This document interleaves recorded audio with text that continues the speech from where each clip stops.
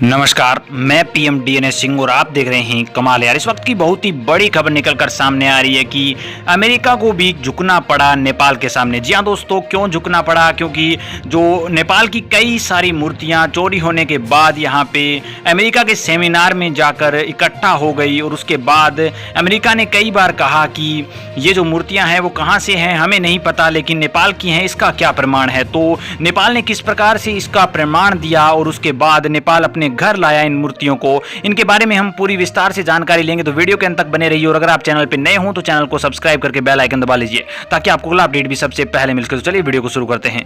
दोस्तों, वैसे भी हमने पहले भी देखा है कि कई प्रकार की मूर्तियां जो कि नेपाल की चोरी हो गई, जैसे कि मंदिरों से भी, जो कि बहुत बुरी बात है और बहुत ही शर्मनाक बात है। अब ऐसा कैसे हुआ वो भी आप सभी को मालूम ही होगा, क्योंकि जो लोग यहाँ पे पर्यटन के लिए आते हैं वो कई लोग तो देखने के लिए आते हैं उस पर्यटन को, जबकि कई लोग वहाँ पे श्रद्धालु भी आते हैं जो कि पूजा अर्चना करने के लिए भी आते हैं, क्योंकि जो नेपाल देश है उसमें काफ़ी सारे मंदिर हैं।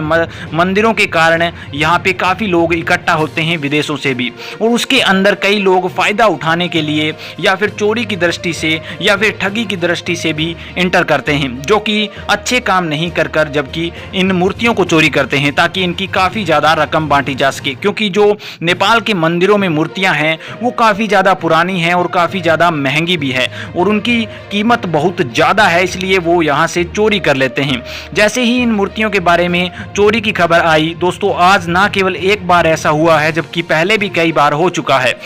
पहले भी नेपाल को जीत मिली थी एक मूर्ति में, जिसमें अमेरिका के सेमिनार से वो लाया गया था, और अब भी वही हो रहा है। एक मूर्ति जो कि यहाँ पे नेपाल से निकली और पता नहीं कितने देशों से चलती हुई वो मूर्ति पहुँच गई अमेरिका में, और अमेरिका को फिर नहीं पता कि ये मूर्ति कहाँ से आई है। दोस्तों, वहाँ पे भी कुछ नियम या कानून होने चाहिए जिसके कारण ये पता लग सके, या सेमिनार में आने से पहले इसकी वेरिफिकेशन हो सके कि ये मूर्ति कहाँ से आई है और कैसे आई है। जब यहाँ पे नेपाल ने कहा कि ये मूर्ति हमारी है और हमारे पास ये प्रमाण है कि ये मंदिर से निकाली गई है और पर्यटनों की दृष्टि से जो चोर एंटर करते हैं उनके द्वारा ये मूर्ति ले जाई गई है, हमारे पास इसका ये भी प्रमाण है कि ये नेपाल के मंदिरों में ही ऐसी मूर्तियां देखने को मिल सकती हैं। इनके अलावा यहाँ पे नेपाल के लोगों, जो नेपाल की सरकार है, उसने यहाँ तक दावा किया कि ये मूर्ति और कहीं हो ही नहीं सकती, क्योंकि इस प्रकार की मूर्तियाँ केवल और केवल नेपाल के अंदर ही मिलती है। उसके पश्चात यहाँ पे इस